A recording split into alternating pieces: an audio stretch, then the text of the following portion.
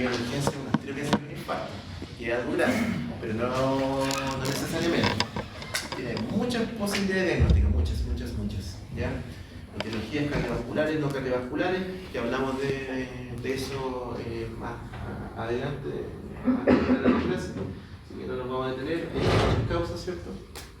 El esquema ya lo vimos, no lo vamos a ver.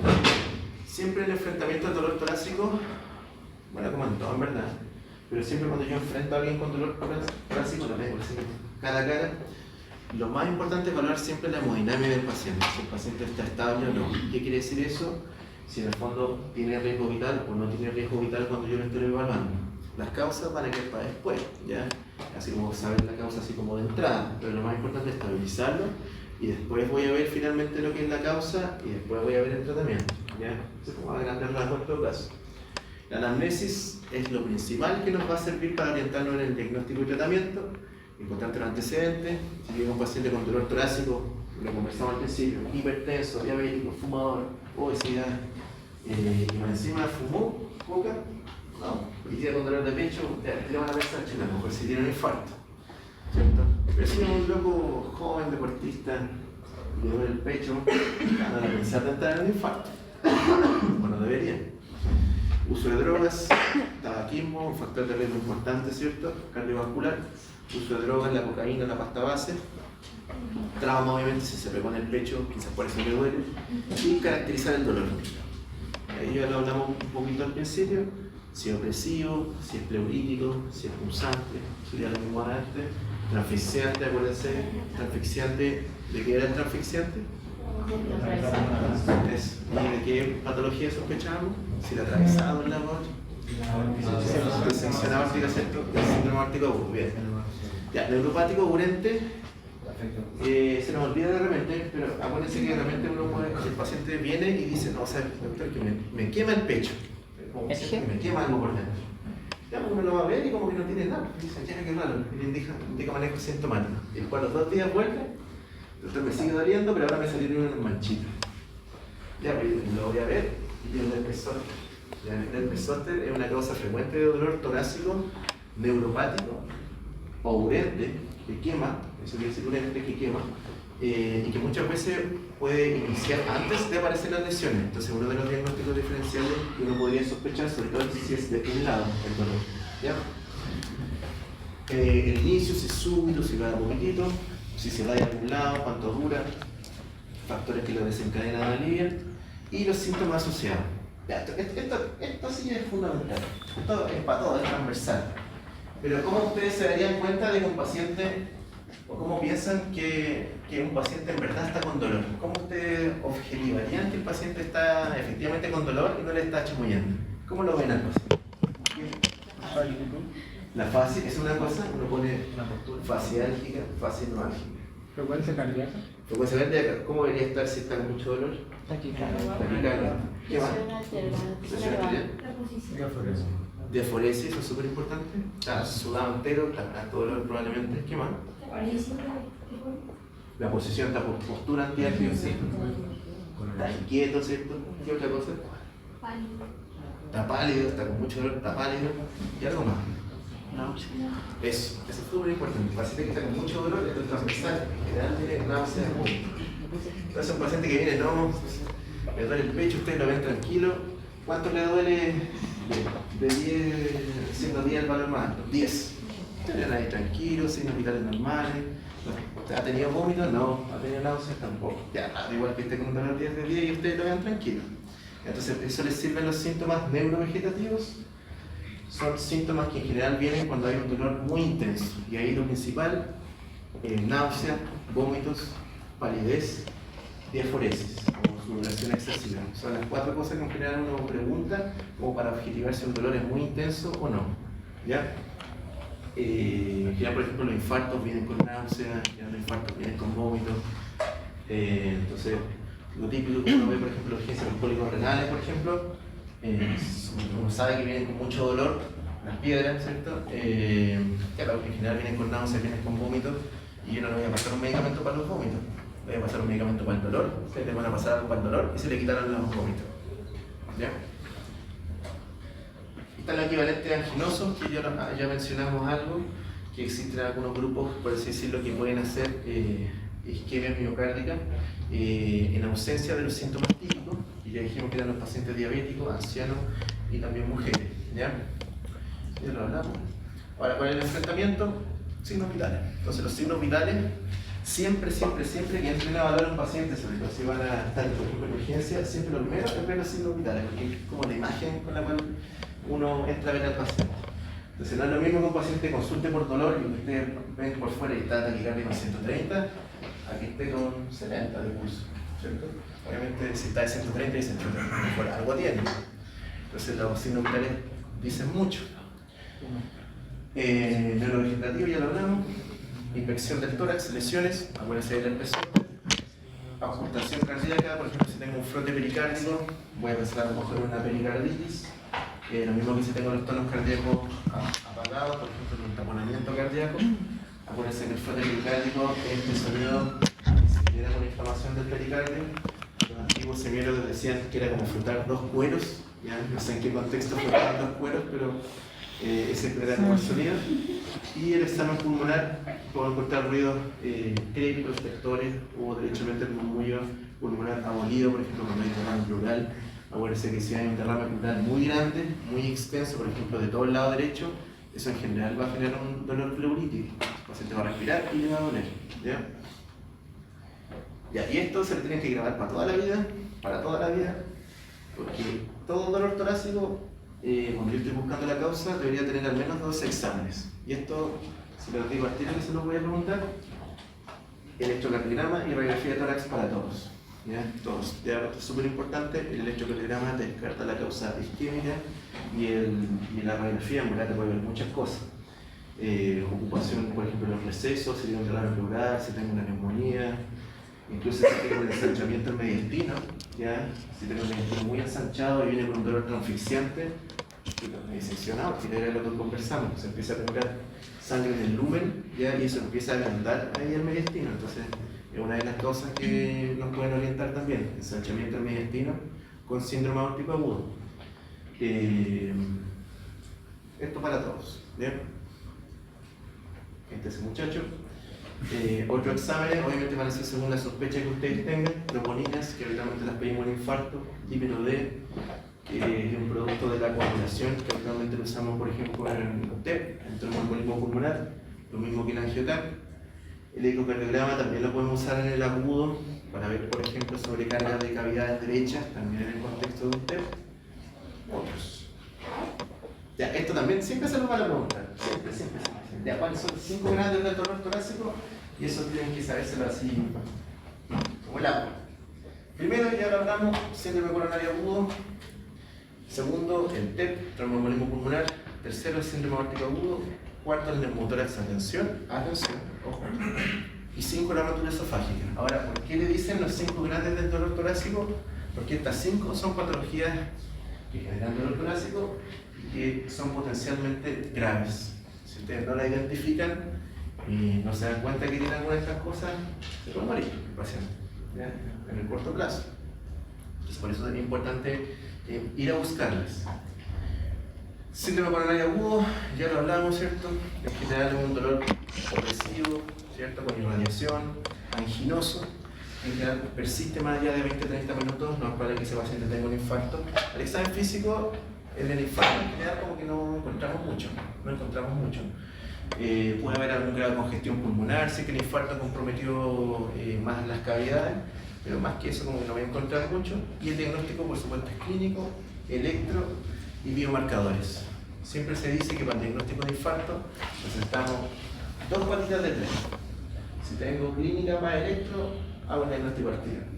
Si tengo la clínica para los biomarcadores, diagnóstico al tiro. ¿Ya? Así que 2 de 3 hacen el diagnóstico. Y el tratamiento ya sería para después. Más adelante. Tromboembolismo pulmonar, coágulo que se forma, un trombo que se forma en la circulación pulmonar.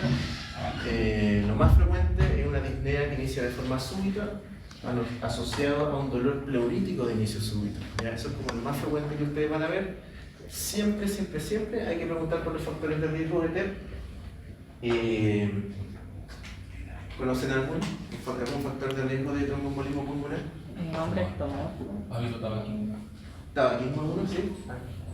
Nos dijeron que los hombres ectomorfos tienen como bulas. Ya, sí, pero eso tiene que ver con otra cosa. Ah, no, este es el tromboembolismo. Este es el tromboembolismo, sí, con el neumotórax. Entonces, tabaquismo uno, sí. ¿Grasas? Consumo de grasas. Eso, obesidad es otro factor de riesgo. Anticonceptivo. Es anticonceptivo. Entonces, principal factor de riesgo, lamentablemente, las mujeres jóvenes, por ejemplo, que fuman y que usan anticonceptivos, lamentablemente están en alto riesgo de hacer, por ejemplo, un TEP. Y no necesariamente solo TEP, también, por ejemplo, trombosis de senos venosos, cerebrales, trombosis venosa profunda de extremidades inferiores. Entonces, un paciente con yo estoy sospechando un TEP, ¿cuál es el secreto de mirar en las piernas? ¿Qué ha pasado? Que hay gente, hace algún tiempo, hace como 3 o 4 años, en los Andes se murió una muchacha que tenía como 18 años, que la trasladaron de CESFAM, ¿de dónde? De San Esteban parece. Y venía con dolor torácico, le dolía mucho el pecho y pensaron que no era la típica de una crisis de pánico. La mandaron le llamaron a los Andes y mándenla nomás, qué sé yo. Ya, pero resulta que en el camino se paró. Ya, pues iba creo que sin ambulancia. La mandaron como por sus medios. Ya, pero después llegó ahí a los Andes y bueno, lo miraron y efectivamente tenía así una pierna derecha. Entonces, claro, nadie se dio cuenta que tenía así la pierna derecha, entonces nadie pensó, chuta, a lo mejor un TEP, hay que mandarle a la ambulancia, hay que mandarla rápido. Entonces, tienen que mirar las piernas cuando estén sospechando un TEP. Es importante el examen físico. ¿Eran anticonceptivos orales o anticonceptivos generales? En general, anticonceptivo general, siempre conocer siempre que los que de más riesgo son los que tienen estrógeno, porque estrógeno también tiene riesgo, ya, pero en términos de probabilidad, los que tienen estrógeno son siempre los más embolígenos, podríamos decir. El examen físico también lo mismo, como que no encuentro mucho. De hecho, un paciente que está con TEP, yo lo voy a examinar y como que no lo encuentro mucho, entonces son bien complicados de hacer el diagnóstico. El diagnóstico definitivo, yo lo sospecho y el diagnóstico siempre va a ir con un angiotac. El angiotac es lo que finalmente me va a confirmar el diagnóstico, va a haber el trombo ahí. Bueno, también el dímero D me puede ayudar al diagnóstico, pero eso va a quedar probablemente para la clase que tengan de TEP. Y exámenes que me apoyen en el diagnóstico, el electrocardiograma. Aquí voy a tener algo, o si les preguntan, ya, entonces también siempre se nos van a preguntar, ¿cuál es el hallazgo más frecuente electrocardiográfico de un paciente con TEP? ¿Alguien sabe? Si yo le tomo un electro a alguien que tiene un TEP, ¿qué es lo más frecuente que va a encontrar? Eso, lo que sale, taquicardia sinusal.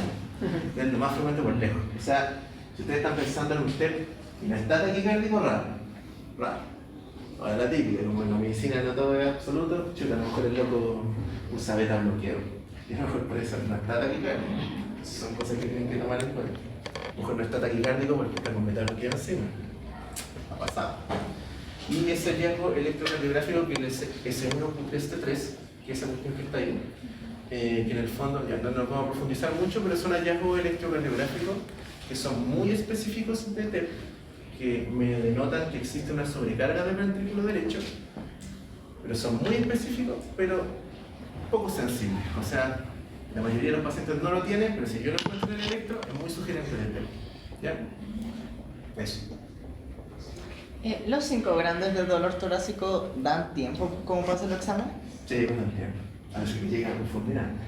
El infarto puede ser un fulminante, un TEP puede ser masivo de entrada, pero claro, si está en etapas iniciales o intermedias, da tiempo como para que uno pueda hacer algo. Claro, pero puede ocurrir siempre alguna de estas cosas, puede ser fulminante de una, así que probablemente nunca lo vamos a saber tampoco. Ya. Y el síndrome aórtico agudo, eso es lo que preguntamos hasta empezar al principio. Y ahí están las tres. Bueno, eso ya lo hablamos. Antecedentes, ¿cierto? Hipertenso, tabaco, son los factores de riesgo más importantes, pero ojo, ese síndrome de Marfan es una colagenopatía que obviamente es de pacientes jóvenes que tienen como los vasos sanguíneos como tejido más elástico. Estos son pacientes que hacen disecciones aórticas, por ejemplo, y son personas jóvenes, 30 años que hacen una disección aórtica. Entonces, si tienen antecedentes de un síndrome de Marfan y llega con dolor torácico, hay que pensar en esta cuestión. Exámenes que apoyan el diagnóstico, el electrocardiograma. ¿Por qué hay electrocardiograma? Porque hay algunas disecciones aórticas que pueden comprometer las circulaciones de las coronarias. Entonces te pueden hacer infartos, ¿ya? Entonces, claro, puede tener un infarto y además la disección. Así que ya muy mala suerte, pero puede pasar, y la radiografía de tórax. Eso sí les puede ayudar harto, que puedo, por lo que voy a ver ahí, un ensanchamiento del mediastino, ¿ya? Diagnóstico definitivo, clínico, el angiotac también es finalmente quien diagnostica esta cuestión. Y aquí cosa importante, porque si se fijan, para TEP era angiotac y para síndrome aórtico agudo también era angiotac. Entonces, siempre que ustedes pidan el examen, o sea, una vez lo van a pedir, siempre tienen que poner cuál es su sospecha, porque dependiendo de eso, el tecnólogo como que realiza como la inyección del contraste, como para evaluar de manera más precisa si es un TEP o si es una disección aórtica, ¿ya? En el fondo, si es algo grande, probablemente lo va a ver igual, independiente de en qué fase ponga el contraste, pero es importante como precisarlo antes del examen según su sospecha. Tratamiento, ya, hay una clasificación de las disecciones aórticas. La Stanford, por si acaso, es la que más se usa. Tenemos la Stanford A y la Stanford B. La A es la que afecta sí o sí a la aorta ascendente, y la B es cualquier disección que no afecte la aorta ascendente. O sea, si yo tengo una disección que empieza acá, que empieza ahí, ¿cierto? Y se extiende, se da la vuelta y sigue bajando, sigue siendo A. Pero si yo tengo una disección que parte aquí, eso es B. ¿Ya? Eso es B, porque en el fondo no va a afectar la aorta ascendente. La tipo A es la más complicada. En general siempre se opera. De hecho, la mortalidad es como 1% por hora, entonces alta mortalidad. Entonces, a las 48 horas todos están ahí muertos. La mitad está muerta. Y la otra en general es manejo médico, que principalmente es MUTI, se le baja la presión, las cuestiones que van a ver después. Neumotórax, atención. Dolor torácico y disnea de inicio brusco. Acuérdense que el dolor torácico habitualmente es de tipo pleurolítico. Antecedentes, trauma. Si un muchacho que chocó en un vehículo, en un accidente de tránsito y está con dolor al pecho, ustedes lo ocultan y tienen el muy disminuido, claro, no más vale que tenga un neumotórax o un hemoneumotórax, entonces hay que sospecharlo. Y esto es lo que hablábamos al principio: un joven ectomorfo, grande, alto, ¿cierto? Flaco, tiene más riesgo de desarrollar un neumotórax espontáneo, que se llama, ¿ya? Ojo con los pacientes EPOC, que era algo que me comentabas tú antes. Los EPOC en general son pacientes que pueden desarrollar bulas. Las bulas son como sacos de aire, podríamos decir, que se generan en pacientes EPOC, y esos saquitos también tienen riesgo de reventarse. Cuando se revientan pueden generar neumotórax. Entonces, paciente con EPOC avanzado que inicia con una disnea de inicio súbito, ustedes lo ocultan y como que a un lado se les oculta menos, claro, pensar que sea un neumotórax espontáneo. Diagnóstico es clínico y finalmente el diagnóstico es clínico. ¿Ya? ¿Por qué? Porque acá cuando hablamos del neumotórax, hablamos del neumotórax normal, podríamos decir, y hablamos del neumotórax atención. El atención es finalmente el que nos va a preocupar a nosotros, porque es finalmente el que va a comprometer la vida en los próximos, por así decirlo, minutos incluso del paciente. ¿Y por qué es atención? ¿O por qué es tan grave? Porque el ser neumotórax tan grande finalmente va a comprimir lo que son las cavidades cardíacas y va a generar un shock, ¿ya? Entonces, si no, el manejo de urgencia es finalmente descomprimir ese neumotórax, y eso se hace con una aguja que se instala aquí, ¿ya? Y eso se hace como para sacar el exceso de aire mientras yo le pongo un tubo, ¿ya? Pero, ¿por qué dice que es diagnóstico clínico? En el fondo, yo con todos los antecedentes yo debería ser capaz de decir no, debe tener un neumotórax de atención, tengo que pincharlo, porque si ese paciente lo mando a radio, se me va a parar el radio. Me para un radio. Entonces ese paciente, de hecho, eso se ve harto en trauma o en los equipos prehospitalarios también. La ambulancia está bien entrenada en esta cuestión. Si sospechan un neumotórax, tienen que impulsionarlo, no, ¿ya? Porque si no, ese paciente, entre que va a radio y toda la cuestión, ya se paró ya. El pinchazo es solo para descomprimir y para transformar ese neumotórax de tensión en un neumotórax tradicional. O sea, solo me da tiempo, pero no hay manejo definitivo, ¿ya? Bueno, y como me doy cuenta de que el paciente está grave, va a estar hipotenso, va a estar desaturando, ¿ya? Entonces, obviamente, esos son signos de inestabilidad hemodinámica. Ahí está, por ejemplo, el neumotórax, está colapsado el pulmón. Si se fijan acá, está negro toda esa cuestión, ese es un gran neumotórax, ¿ya? Rotura esofágica, esto es mucho menos frecuente, pero de repente igual hay que ponerle ojo. la rotura esofágica puede ser espontánea. Hay un síndrome que se llama ahí, que es el síndrome de Borja. En general es una...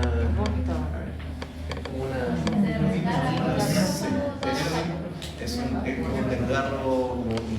desgarro del esófago, podríamos decir, en general, por un aumento de la presión intraluminal brusco. Puede ser, por ejemplo, un vómito intenso. Y claro, eso finalmente genera que se desgarra el esófago. Eso se va, el contenido se va al mediastino, se tiene una mediastinitis y se dispara. Muy grave y puede comprometer la vida del paciente del cuarzo. Dolor retroesternal, sensación de cuerpo extraño, disfagia, regurgitación de comida, bulto. Diagnóstico imagenológico, en general el diagnóstico es con escáner y el tratamiento es intraoperable. Ya, este es mucho más raro, pero igual hay que tenerlo en consideración. Y otros cuadros clínicos a ver, la pericarditis, que ya hablamos algo de la clínica. La pericarditis del paciente joven. En general el cuadro es más bien insidioso, no es súbito. Vamos a tener el frote pericárdico. En el electrocardiograma vamos a tener esos hallazgos que salen ahí. El diagnóstico principalmente clínico. El tratamiento es con antiinflamatorios, ¿no? Ahí vamos a tener un electro de pericarditis. Escuchen, no tenía la clase de electro, pero miren, aquí como en grandes rasgos hay un supradesnivel del segmento CT, que es acá, en toda la teoría. Buena pregunta, nosotros lo van a ver después. Pero cuando hablamos de infarto agudo al miocardio, siempre que dijimos que hay infarto con supradesnivel y sin supradesnivel. Que sea con supra en general denota que el infarto es más profundo, compromete más porción de la pared del corazón. ¿De qué sirve eso? Sirve en términos de manejo, porque el infarto con supra hay que hacer un procedimiento que se llama trombolisis, ¿ya? Eso sirve, en términos como clínicos. Ahora, ¿cuál es el problema? Que cuando yo tengo un supradesnivel de CT, que esta bandita que está aquí que se eleva, ¿ya? Porque aquí está el basal, y se fija que se está como elevado hacia arriba.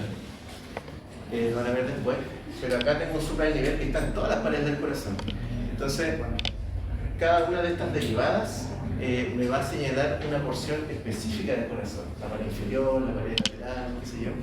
Entonces, si yo tengo, por ejemplo, esta parte no más comprometida, podría decir que, por ejemplo, solo la pared lateral alta está comprometida. O sea, tengo un infarto de pared lateral alta. Pero si tengo toda la cuestión, yo no puedo decir ya tengo un infarto de todo el corazón. Sería como, o sea, si tengo un infarto de todo el corazón, ya estoy muerto. Entonces, claro, es una pericarditis. Por eso me doy cuenta que es una pericarditis y no es un infarto, ¿ya? Porque está todas las paredes del corazón comprometidas. Ya, eso no va a dar espacio que no se estresen por ahora. Dolor pleurítico, dolor tipo puntada de costado, aumenta con inspiración, aumenta con la tos. Es clásico de cuando están irritadas las pleuras. Acuérdense que tenemos la pleura parietal y visceral. La parietal es la que está inervada, la que tiene los terminales del dolor. Causa que tenemos varias. La más importante, neumonía. Un paciente que está tos, flema, fiebre y aparte te duele el pecho, te duele al inspirar, lo más probable es que tenga una neumonía. Neoplasia, ¿cierto? Neumotórax también duele así, derrame pleural extenso, el TEP también tiene un dolor pleurítico, todas esas son causas. Perfil osteomuscular, son dolores que tienen que ver con la papilla costal, podríamos decir. Está el dolor de tipo punzante, es un dolor de tipo punzante, suele ser prolongado, suele ser intermitente, como que va y viene, después se dice, no, de repente me duele un poquito, después como que se me pasa, después de nuevo. Aumenta con la palpación, eso es súper importante, ustedes le van a palpar el tórax, justo ahí me duele esto. Eso es bien típico del perfil osteomuscular. Causas, aquí más vemos la urgencia, la costocondritis aguda, síndrome de Tietze, que finalmente es una inflamación que se genera como en la región costocondral, que genera como paraesternal, y que es motivo de consulta bien frecuente. ¿Ya? Eso en general es por una inflamación, que de hecho igual está asociada como a eventos como estresantes. Se genera inflamación ahí, pero habitualmente con tratamientos con antiinflamatorios. Entonces, ¿verdad? Bueno, como ustedes se van a dar cuenta de que es esto y no otra cosa, porque le van a dar un electro, no tiene nada, y el perfil tampoco les parece que sea otra cosa, entonces, costocondritis. Obviamente no a todos le vamos a tirar costocondritis, tienen que pensar en las otras cosas. Y traumas, obviamente si Piero hace 2 semanas se cayó en la silla y se pegó aquí en el pecho, claro, y le duele así intenso cuando yo le toco ahí, claro, a lo mejor tiene una fractura en la costilla, porque a lo mejor por eso está con el dolor. Y perfil psicológico, lamentablemente, el perfil psicológico podríamos decir que es como el gran simulador, que lamentablemente puede adquirir todas las formas, hasta una angina, todas las características de una angina las puede reunir el paciente con algún antecedente de esto. Está asociado a estados de ansiedad en general, muy frecuentemente en los trastornos de pánico, por ejemplo. Puede simular todo, así que en verdad ahí por eso es importante la radiografía y el electro como perfil, o sea, como enfrentamiento inicial, los signos vitales, todo lo que conversamos, las náuseas, los vómitos, la disforesis, la palidez, para poder evaluar en el fondo si es efectivamente un dolor que probablemente sea algo más orgánico y no funcional. ¿Saben cuál es el concepto de orgánico versus funcional? Sí. Muy bien. ¿Sí? Y el tratamiento define según etiología, si es un infarto, voy a tratar el infarto, si es pericarditis, voy a tratar la pericarditis. Ya. Ustedes lo van a tratar en urgencia, le manejan el dolor y resulta que el paciente sigue con dolor. Este es como un consejo de vida. Pero nunca manden a un paciente con dolor para la casa. Si tiene poquito dolor y ya se le pasó, bien. Pero es como raro, es como mal visto, igual que un paciente que tiene con mucho dolor del pecho, le pasan medicamentos para el dolor y sigue con dolor, ya, a lo mejor vuelvan a darle una vuelta. A lo mejor hay otra cosa que se me está pasando. Y eso no es solamente el dolor torácico, todo otro tipo de dolor. La con cefalea, le pasé algo al dolor de cefalea, me sigue doliendo, doctora. Denle una vuelta, ese es como un consejo de vida más que nada. ¿Ya? Y conclusiones, motivo de consulta frecuente, causas hay muchas, enfrentamiento siempre ordenado, varios perfiles, ¿cierto? Acuérdense para todos, electro y radiografía de tórax. Y en semiología estamos en semi, así que lo que importa es más identificarlo, el tratamiento y todas esas cuestiones, las vamos a ver después. ¿Ya? Eso. ¿Alguna duda antes de terminar? Había escuchado que el eje también simula algo De hecho, sí, la enfermedad por reflujo gastroesofágico también es una causa de dolor torácico. De hecho, lo habitual es puede externar o purente. Es la causa más